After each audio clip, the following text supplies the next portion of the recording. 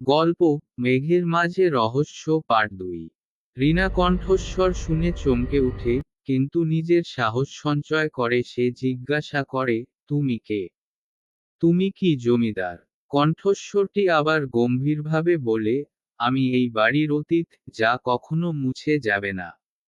রিনা তার চারপাশে তাকিয়ে দেখতে পায়, একটি ধোঁয়াটে চেহারা আস্তে আস্তে জমিদারের আকৃতি নিচ্ছে। তার চোখ দুটি যেন একসময় রক্তের মতো লাল ছিল।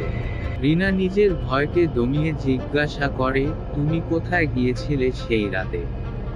জমিদারের আত্মা বলে, সেই রাতে আমি এক অজানা শক্তির মুখোমুখি হয়েছিলাম। সেই শক্তি আমাকে আমার নিজের বাড়ি থেকে সরিয়ে দিয়েছিল। আমি ফিরে আসতে পারিনি, কিন্তু আমি এখানেই আছি, মেঘের মধ্যে লুকিয়ে। তুমি যদি আমার রহস্য জানতে চাও, তবে তোমাকে আমার দেওয়া নির্দেশ পালন করতে হবে। রিনা কৌতূহল ভরে বলে, কি করতে হবে আমাকে? আত্মা উত্তর দেয়, তুমি মধ্যরাতের আগে এই বাড়ির 3টি কক্ষের মধ্যে লুকানো পুরনো 3টি জিনিস খুঁজে বের করো। প্রতিটি জিনিস আমার জীবনের একটি অধ্যায় প্রকাশ করবে। তুমি যদি সবগুলো খুঁজে পাও, তবে আমার রহস্য উদ্ঘাটিত হবে এবং আমার আত্মা মুক্তি পাবে।